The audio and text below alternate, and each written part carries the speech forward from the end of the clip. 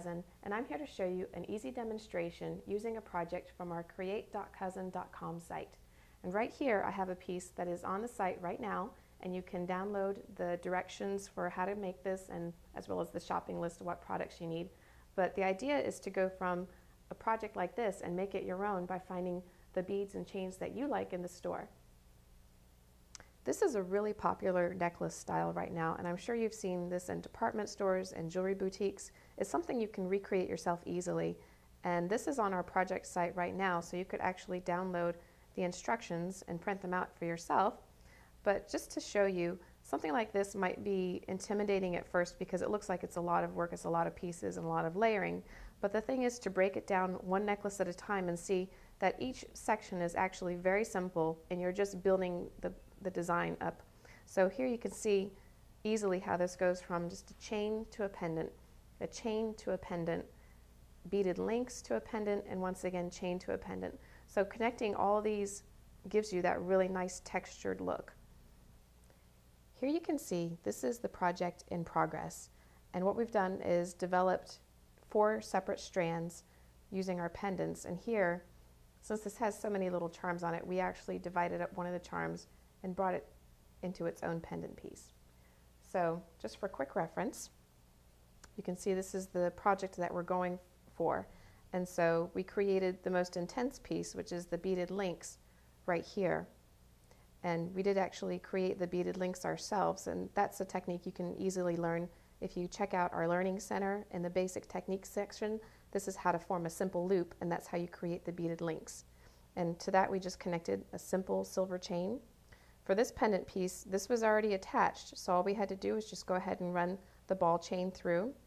On this piece, we used a thicker chain with the pendant accent, and then just used a jump ring to connect up to a thinner chain again. And once again, this pendant piece already had the little chains connected. We just went ahead and ran a simple silver chain through.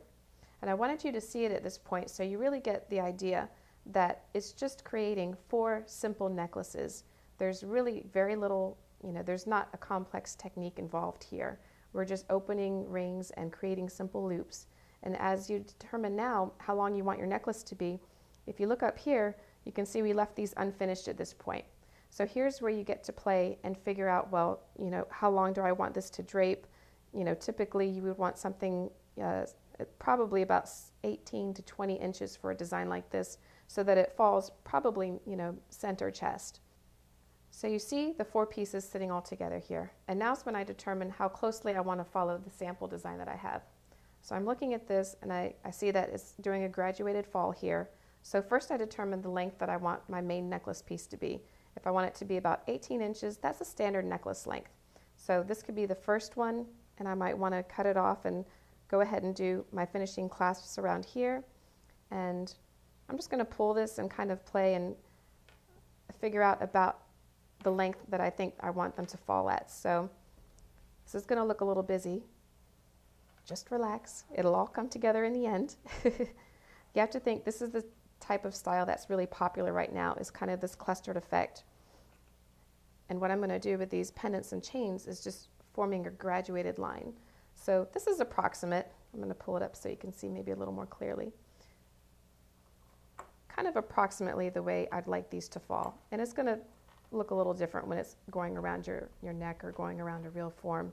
But you see how my chains are kind of lining up in a graduated side here, and we're getting a very similar effect to the inspiration piece, and that's what I'm looking for. I want the textures to line up and then have this center fall.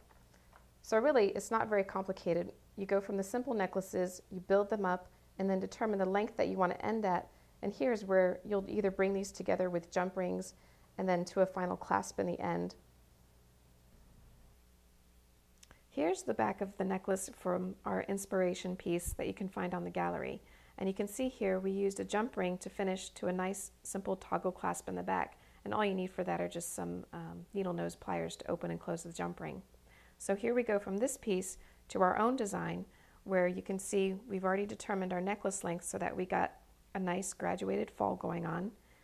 And at the ends here, we just have the chains coming up to a simple jump ring that attaches to the toggle clasp. Now in this design, I chose to use the ball chain here, And this one does not work very well with the jump ring. I need to actually use the special ball chain finding that comes with it. But that worked out fine for this design because we just connected 2 of those chains together, and then that gave us a nice long length that we're still able to work with. We just literally gather the necklaces up again, and there you have it.